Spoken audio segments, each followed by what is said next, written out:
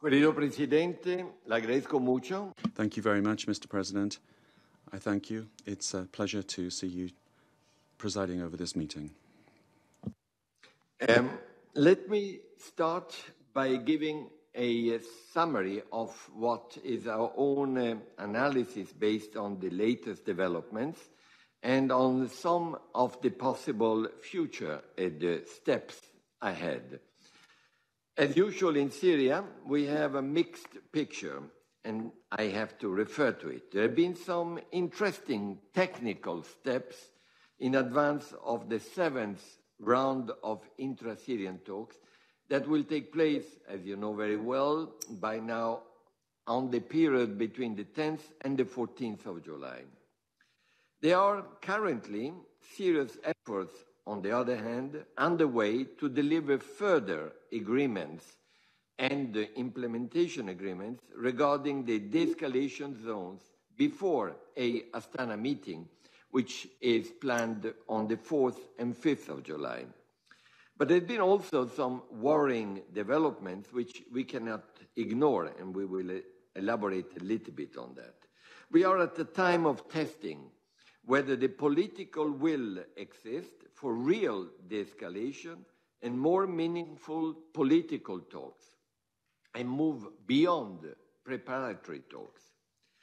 Throughout this period, Mr. President, the representatives of the Security Council, the UN has been quite active, convening joint technical meetings with opposition experts, seeking to support the efforts of the Astana guarantors on the escalation, consulting widely, including in Moscow and Paris, and with many others, and laying the basis for a new round of Geneva talks, and also having consultations with our colleagues in the European Union. Let me map this out for you and look to where we can go next.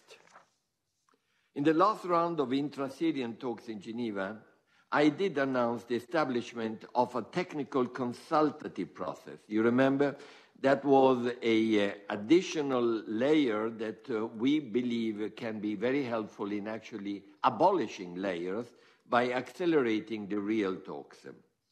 And this technical consultative process was meant and is meant to develop relevant options on constitutional and legal issues that would need to be considered anyway and resolved anyway in relation to any proposal and position put forward in the formal sessions. This was designed, in fact, to help the formal talks to progress more expeditiously and be better prepared by ensuring that any negotiated transitional political process would enjoy solid technical, constitutional, and legal foundations. Let me give you one example. Some time ago, as you will remember, we had a moment of truth in Afghanistan many years ago. I was around and some of you were. And there was a feeling that nothing was moving forward. Until a certain point, there was a rush for a conference in Bonn. Much of the work, I've been told by those who were part of the Bonn conference, preparatory work, which appears sometimes to be tedious, sometimes not conclusive, was immediately put in action and utilized as homework preparing for the Bonn conference. Well, we are in a certain way doing something similar, waiting for the real major Geneva conference, God willing. We made it clear that the consultative process created was technical, true. As you know, everything we do is political anyway, but the particular emphasis in this case was on the word technical. Expert and non-binding in nature. It was not designed, and is not designed, to act as a negotiating forum or to take on the political responsibility of the formal sessions, or to take on itself the Syrian people's right to determine the constitutional future of the state of Syria. But it is a serious process because it does prepare for all this. You will recall that both the government and the three opposition invitees according to the mention in the 2254 in the intra-Syrian talks in Geneva, all agreed last time to participate in separate consultations under this consultative process, and indeed were able to do so separately in the last round for at least 2 days. But since then, there has been potentially a significant new development. On 15 and 16 June, a few days ago, opposition experts from the High Negotiations Committee and the Cairo and the Moscow platforms convened jointly together in the same room in Geneva at the invitation of the UN within the framework of the consultative process. This was the first time a joint set of UN meetings with the opposition invitees in one room has taken place, and not only for protocol reasons, but substantively discussing during the whole day among them and with us. And we believe we must build on this. The opposition experts worked to develop joint technical options regarding the schedule, process for drafting a new constitution and its popular approval. They also discussed the principles involved, covering the substance of the so-called living 12 points that we did put forward in round 4. The experts also discussed these issues in the context of a negotiated political transition process within the framework of relevant resolutions of the Security Council. While such expert meetings are by nature exploratory and non-binding, the joint meeting brought to light welcome similarities and common technical and perhaps even political understanding of various issues, and could potentially be the beginning of a greater technical coordination among these 3 groups. And we hope you will be helping us in supporting these 3 groups to do so in order to show unity. The participants felt that more work could be even more productive, and my office, therefore, accordingly, has invited them to participate next week in a further set of joint meetings in the framework of the consultative process on constitutional and legal issues, ahead of the 7th round of formal intra-Syrian talks taking place, as you know, in July.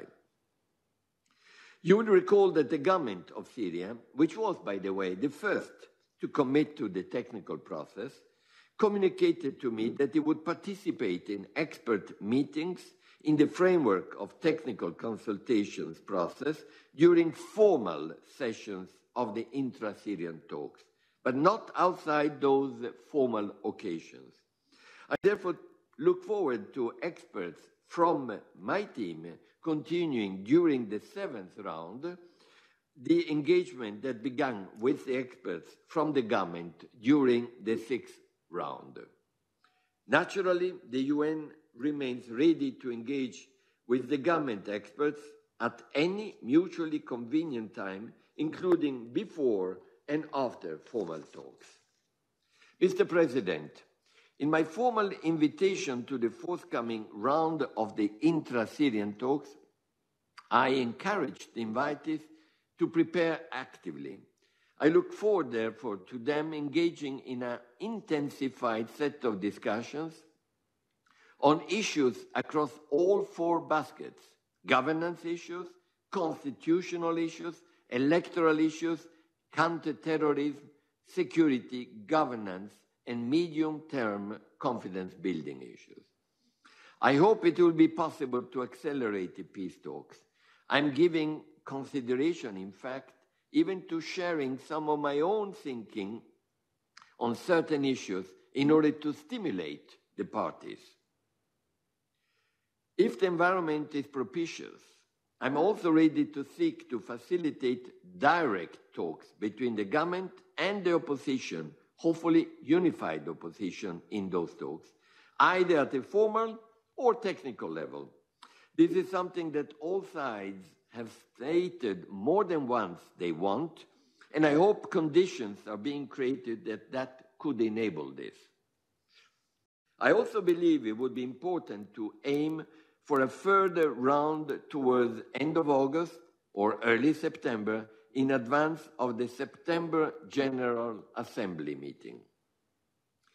Both during and between the upcoming rounds of formal talks and expert meetings, my team will continue to closely engage with the members of the Women Advisory Board of Syria and the Civil Society Support Room and listen to their own suggestions and practical advice. In particular, my team and I continue to strive to engage with and hear priority of more women organizations, including those working across Syria, inside Syria, during and between rounds of intra-Syrian talks. In this context, I should note that following the last round of intra-Syrian talks, we did activate our civil society room, which allowed us to consult with more than 50 civil society organizations and experts from all walks of life and different expertise from both within and outside Syria. The more we engage with these interlocutors, the more we are convinced that civil society will be critical to preserving and indeed regenerating the social cohesion of a country that for too long has been torn apart by war. Mr. President, as we advance the overall political effort unfolding under the auspices of the UN in Geneva, efforts are continuing by the three guarantors to finalize modalities for the implementation of the Astana de-escalation memorandum concluded on the 4th of May. A meeting, as we said, of the guarantors is planned for Astana to be in Astana on the 4th and 5th of July. I plan to be present at that meeting. With every week that passes, we know it, without a final arrangement for the escalation zones being indeed finalized, the fragility of the ceasefire regime and the risk posed by the fragility increases.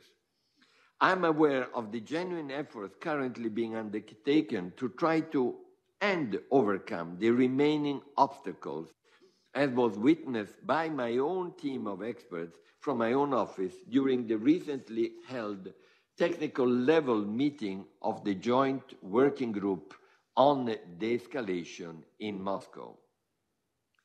The UN team continues to stand ready to provide technical advice whenever and wherever needed, because we need a success in Astana, as Astana desperately needs a success in the Geneva political process, in order to consolidate what we are all trying to do. Let's give de-escalation, therefore, a fair chance to succeed, because that's what people are asking, in order to bring in the violence further down in enabling confidence building. I also express the hope that the discussions aimed at finding a suitable formula for addressing difficult situation that has emerged in south of Syria will also yield positive results. Mr. President, as we plan for Geneva intra-Syrian talks, and as the Astana guarantors work for de-escalation, let us recall what has been achieved and some of the challenges that are still to be met on the ground. Since the three guarantor states signed the de-escalation memorandum on the 4th of May in Astana, violence is clearly down. Hundreds of Syrian lives continue to be spared every week, and many towns have returned to some degree of normalcy. That is a good general trend, but it's not the same good trend everywhere. And in some areas, the fight and violence has been continuing and, in fact, intensified. The overall significant improvement of the security situation, on the other hand, has not, and we have to recognize that, regrettably, yielded equally significant progress on the humanitarian access to areas where the needs are the greatest.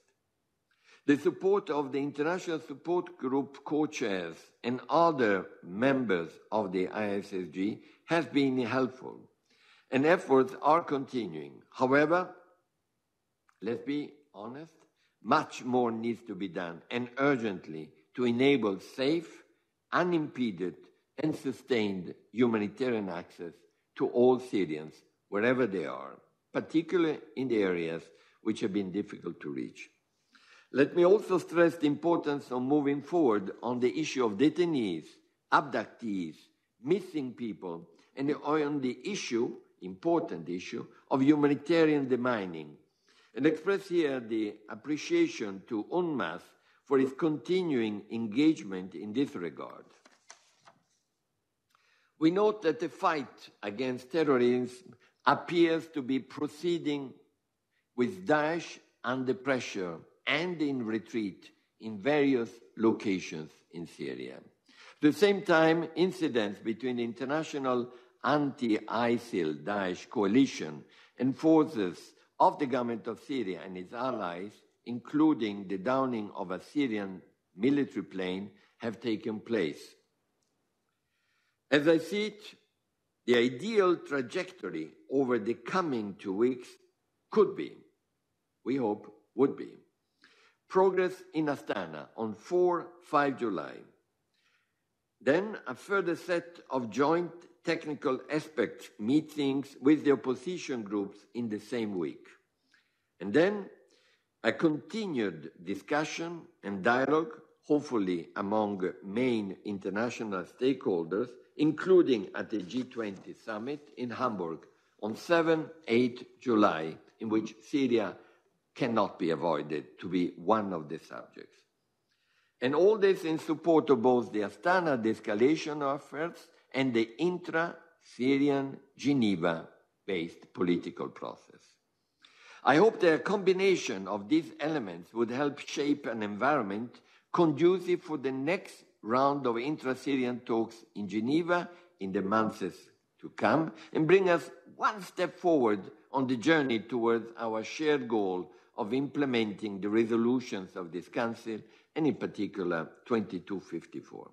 All the political efforts of the UN are directed towards this end, and we continue with the guidance of the Secretary General to count on the strong support of all of you and of the Security Council as a whole. Thank you.